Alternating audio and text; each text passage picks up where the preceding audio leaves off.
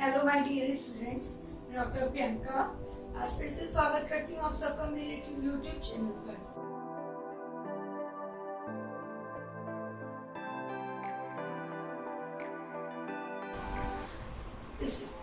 हम सब ने पहले से ही पढ़ चुके हैं हम कार्डियोवास्कुलर सिस्टम, मतलब कार्डियोवास्कुलर सिस्टम क्या क्या होता है, इसमें कौन कौन से पार्ट्स होते हैं, मैं पहले आपको पढ़ा चुकी हूँ।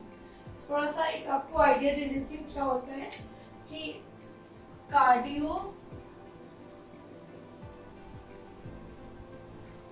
वास्कुलर सिस्टम, कार्डियक का मतलब होता है हार्ट और वास्कुलर का मतलब होता है वेसल्स, मतलब हार्ट और हार्ट से जुड़ी हुई इसकी जितनी भी पाइप है, चाहे वो आर्टरी हुई चाहे वो वेन हुई, उसके बारे में स्टडी करना, ये कहलाता है आपका कार्डियोवास्कुलर सिस्टम।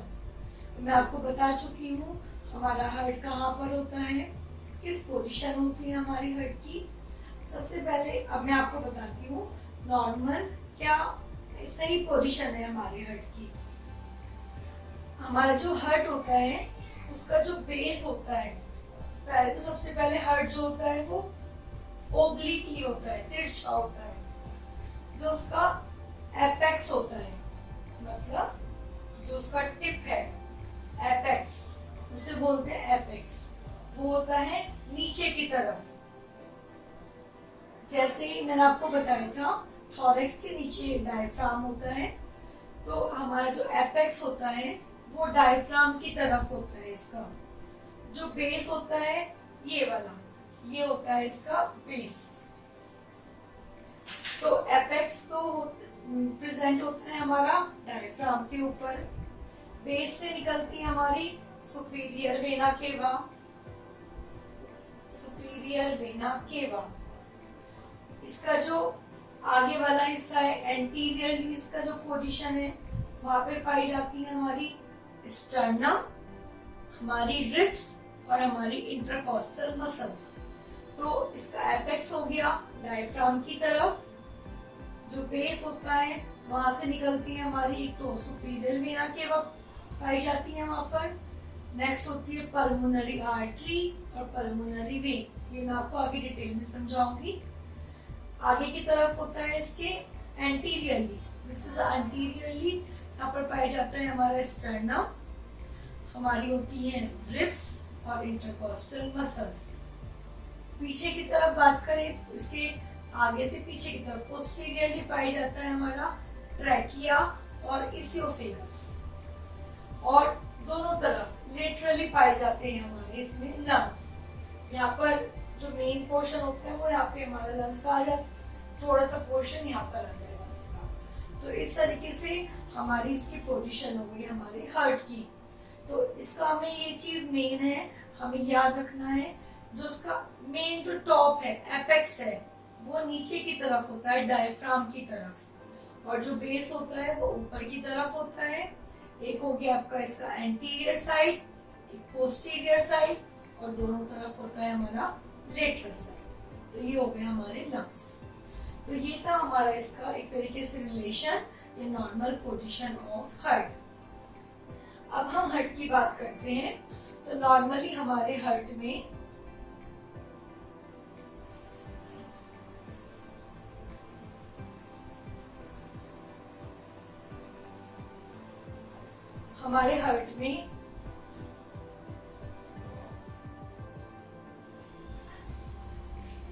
चार चैम्बर्स होते हैं, मतलब 4 बॉक्सेस होते हैं हमारे हार्ट में, उन्हें हम वर्ड यूज करते हैं चैम्बर। ये जो ऊपर वाले होते हैं ये होते हैं एट्रिया और नीचे वाले होते हैं वेंट्रिकल। तो ये हो गया आपका राइट एट्रियम, ये होता है हमारा लेफ्ट एट्रियम, ये होता है हमारा राइट वेंट्रिकल, और ये होता है लेफ्ट वेंट्रिकल। इस तरीके से हमारे हार्ट में 4 चैम्बर होते हैं। दो एट्रियास और दो वेंट्रिकल। ये हो गया हमारा राइट साइड ऑफ हार्ट और ये वाला होता है left side of heart. Normally यहाँ पर हमारे प्रेजेंट होती है, एक तो होती है हमारी सुपीरियर वेना केवा, ये हमारी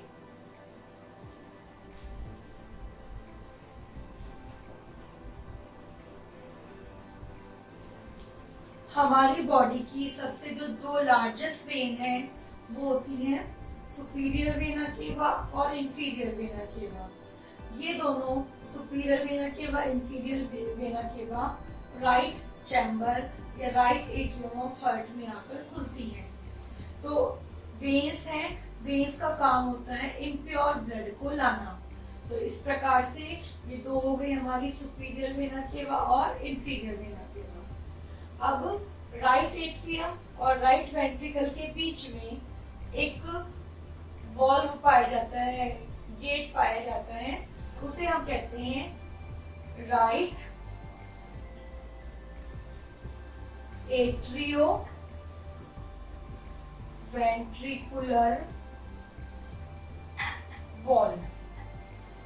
इसे हम बोलते हैं कि एट्रियास और वेंट्रिकल के बीच में है, तो इसका नाम है राइट एट्रियो वेंट्रिकुलर वॉल्व। इसको और बोलते हैं हम ट्राइकस्पिड वॉल्व।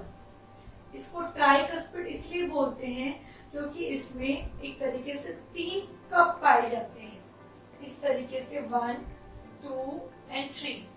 तो इसको इसलिए बोलते हैं ट्राइकस्पिड वॉल्व, ट्राइकस्पिड वॉल्व। ये हो गया हमारा। तो दो राइट एट्रिया और राइट वेंट्रिकल के बीच में पाए जाने वाला वॉल्व कहलाता है राइट एट्रियो वेंट्रिकुलर वॉल्व, और इसे कहते हैं ट्राइकस्पिड वॉल्व क्योंकि इसमें ट्राइकस्प या 3, एक तरीके से सिंपल लैंग्वेज में समझे तो 3 होल पाए जाते हैं इसमें, इसलिए इसको ट्राई वर्ड यूज किया गया है। और इस मेन वॉल्व की, इन सब वॉल्व की क्या खास बात है, ये सिर्फ 1 डायरेक्शन में ही ओपन होते हैं। मतलब जो ट्राइकस्पिड वॉल्व है सिर्फ नीचे की तरफ, नीचे डाउनवर्ड डायरेक्शन में ही ओपन होता है। तो यहाँ पर हो गया आपका फर्स्ट वॉल्व हो गई आपकी राइट एट्रियो वेंट्रिकुलर वॉल्व या ट्राइकस्पिड वॉल्व। अब यहाँ से निकलती है हमारी पल्मोनरी आर्टरी। ये मैं आपको आर्टरी और वेन का अपने नेक्स्ट वीडियो में समझाऊंगी। तो यहाँ से निकलती है पल्मोनरी आर्टरी, इसके पाया जाता है पल्मोनरी वॉल्व। इस जगह पे जैसे वेंट्रिकल से आर्टरी निकलेगी तो यहाँ पर पाया जाएगा पल्मोनरी वॉल्व। यही पल्मोनरी वॉल्व ये एक तरीके से सेमी ल्यूनर होता है शेप में, मतलब अर्धचंद्राकार। ये भी एक तरफ आगे की तरफ डायरेक्शन में खुलता है, इसे हम कहते हैं पल्मोनरी वॉल्व। तो राइट तरफ हमारे 2 वॉल्व हो गए, पहला हो गया राइट एट्रियो वेंट्रिकुलर वॉल्व और दूसरा हो गया पल्मोनरी वॉल्व। तो ये हो गया हमारा राइट साइड ऑफ हार्ट। अब आता है हमारा लेफ्ट साइड ऑफ हार्ट, मतलब लेफ्ट तरफ भी वही लेफ्ट एट्रियम और लेफ्ट वेंट्रिकल होते हैं। राइट साइड में पाया जाता है हमारा डी ऑक्सीजनेटेड ब्लड, जबकि लेफ्ट साइड में पाया जाता है ऑक्सीजनेटेड ब्लड। जिस प्रकार से राइट के बीच में वॉल्व होते हैं, इसी प्रकार से लेफ्ट एट्रियम और लेफ्ट वेंट्रिकल के बीच में भी वॉल्व पाया जाता है, उसे हम कहते हैं लेफ्ट एट्रियो वेंट्रिकुलर वॉल्व।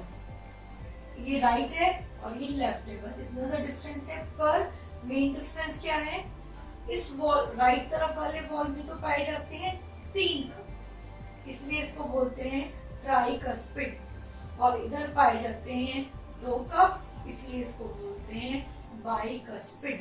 तो ये वाला हो गया आपका बाइकस्पिड वॉल्व, इसलिए इसको बोलते हैं बाई, क्योंकि इसमें 2 गेट पाए जाते हैं, तो इसे बोलते हैं बाइकस्पिड वॉल्व। अब ये भी डाउनवर्ड डायरेक्शन में खुलते हैं। अब यहाँ से निकलता है हमारी बॉडी की लार्जेस्ट आर्टरी, उसे कहते हैं हम अरोटा। तो लेफ्ट वेंट्रिकल से निकलता है हमारा अरोटा। अरोटा के पास भी एक वॉल्व पाया जाता है, इसे कहते हैं अरोटिक वॉल्व। जिस प्रकार से पल्मोनरी वॉल्व सेमी-ल्यूनर होता है शेप में, उसी प्रकार अरोटिक वॉल्व भी सेमी-ल्यूनर होता है शेप में। तो इस तरीके से दो वॉल्व हो गए हमारे एट्री और वेंट्रिकल के बीच में, और दो वॉल्व हो गए हमारे पल्मोनरी आर्टरी और हमारी अरोटा के बीच में। तो ये जो होते हैं दोनों होते हैं ये सेमी-ल्यूनर या अर्धचंद्राकार। इस प्रकार से नॉर्मल आउटर स्ट्रक्चर या इंटरनल स्ट्रक्चर है हमारे हार्ट का। तो 4 चैम्बर्स होते हैं हार्ट में।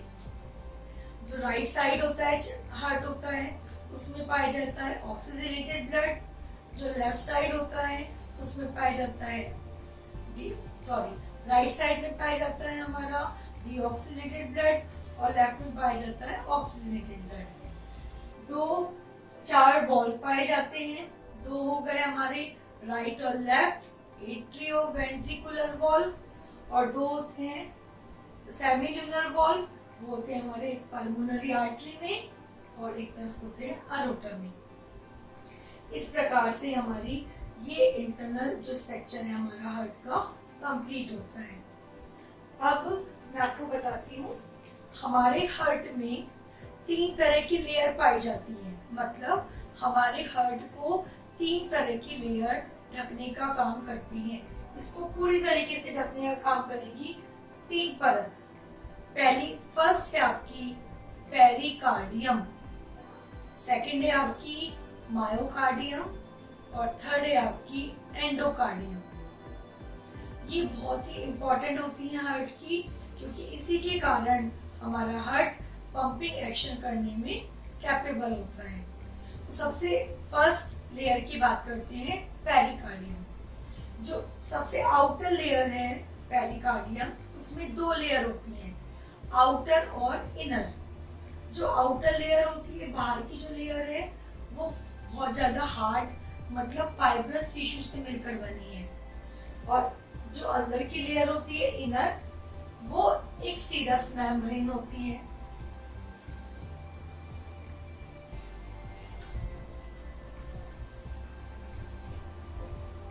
इस तरीके से फर्स्ट हो गई आपकी पेरिकार्डियम। इसकी 2 लेयर्स होती हैं, आउटर पेरिकार्डियम और इनर पेरिकार्डियम। अब आउटर की बात करते हैं तो ये बहुत ज्यादा हार्ड होती है, मतलब बनी हुई हमारी फाइब्रस टिश्यू से, और जो इनर वाली होती है वो बनी होती है हमारी सीरस मेम्ब्रेन से। अब जो इनर है उसमें भी 2 लेयर होती है, उसे बोलते हैं पेराइटल पेरिकार्डियम और दूसरी बोलते हैं विसरल पेरिकार्डियम। इस प्रकार से जो सीरस मेम्ब्रेन हुई वो 2 हो गई, पेराइटल और विसरल। तो सबसे पहले हो गई फर्स्ट लेयर हमारी आउटर वाली फाइब्रस, उसके अंदर जाएगी हमारी पेराइटल पेरिकार्डियम, और थर्ड वन होगी हमारी विसरल पेरिकार्डियम। ये तीनों लेयर मिलकर कंप्लीट होती है आपकी केवल पेरिकार्डियम। तो इसमें पहली आउटर हो गई, फिर इनर हो गई। इनर के फिर 2 पार्ट होते हैं, पेराइटल पेरिकार्डियम और विसरल पेरिकार्डियम।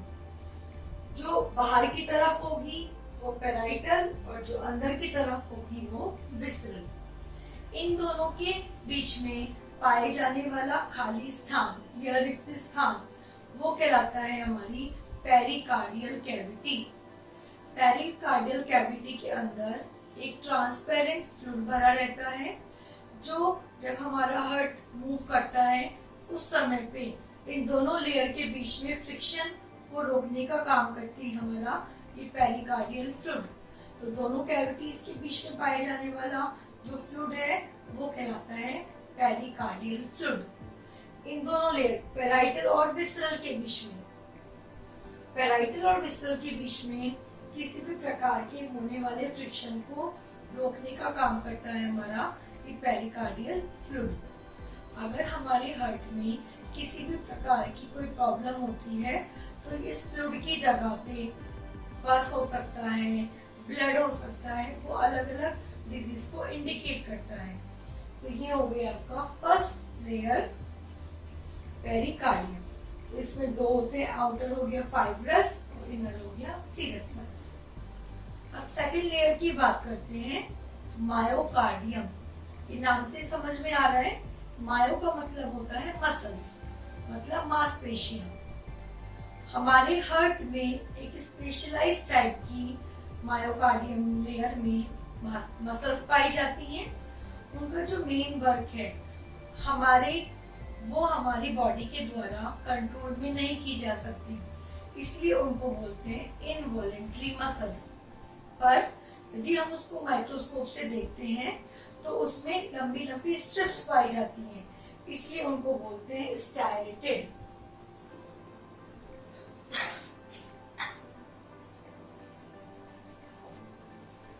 तो मायोकार्डियम में हमारी जो मेन मसल्स हैं, अगर हम उनको इस स्ट्रक्चर के अकॉर्डिंग देखते हैं तो उसमें लंबी लंबी स्ट्रिप्स पाई जाती हैं, इसलिए हम उसको वर्ड यूज करते हैं स्टाइलेटेड स्ट्रिप्स। लेकिन इनका फंक्शन होता है इनवॉलेंट्री, क्योंकि हार्ट को हम अपनी इच्छा अनुसार कंट्रोल नहीं कर सकते, इसलिए कैसी होती है इनवॉलेंट्री। इनमें जो मेन खास बात है, इसकी हर सेल आपस में जुड़ी रहती है, मतलब इंटरकनेक्टेड होती है आपस में।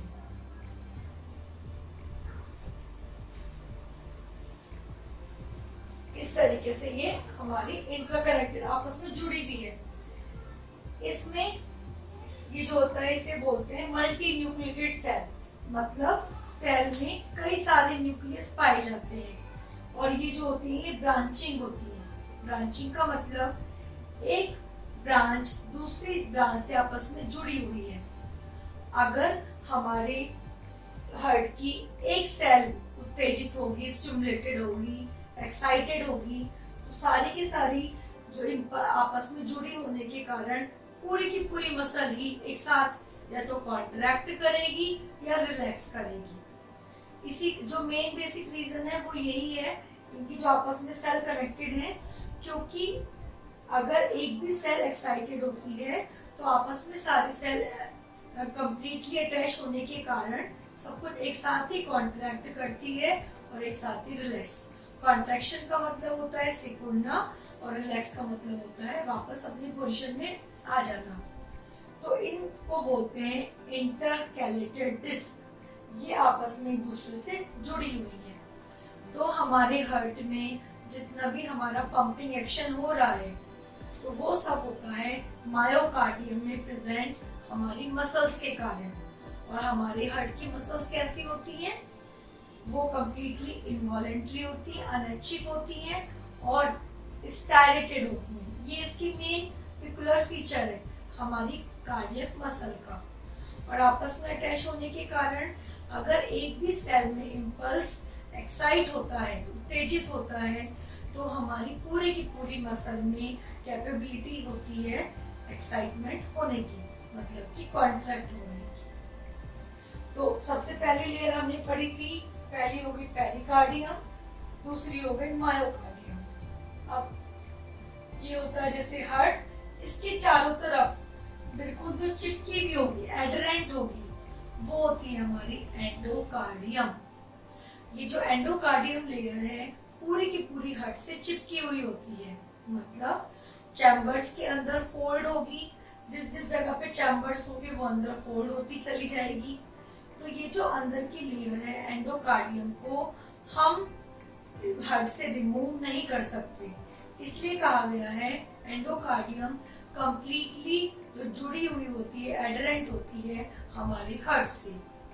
इसीलिए हार्ट की इन्फ्लामेशन को एंडोकार्डाइटिस कहा जाता है, क्योंकि हमारे हार्ट की अलग से कोई इन्फ्लामेशन नहीं है, क्योंकि हमारी एंडोकार्डियम किससे जुड़ी हुई है, हार्ट से।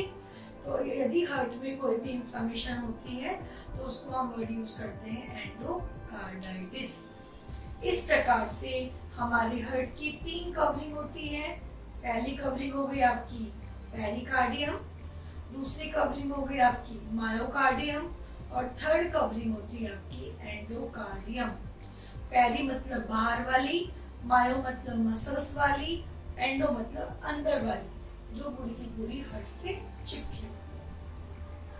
अब मैं आपको अपनी नेक्स्ट वीडियो में एक्सप्लेन करूंगी कार्डियो पल्मोनरी सर्कुलेशन, मतलब हमारा कैसे सर्कुलेट होता है, कैसे वो प्यूरिफाई होता है, उसको एक्सप्लेन करूंगी। तो प्लीज आप पूरी वीडियो को जरूर देखें, और इससे पहले वाली जो मैंने वीडियो आपको जो नॉर्मल आपका इंट्रोडक्शन दिया था कार्डियोवास्कुलर सिस्टम का, उसको एक बार पहले जरूर रिपीट करें, तभी इसको आप प्रॉपर्ली समझ पाएंगे। अगर आपको मेरी वीडियो पसंद आई हो तो प्लीज सब्सक्राइब जरूर करें। Thank you.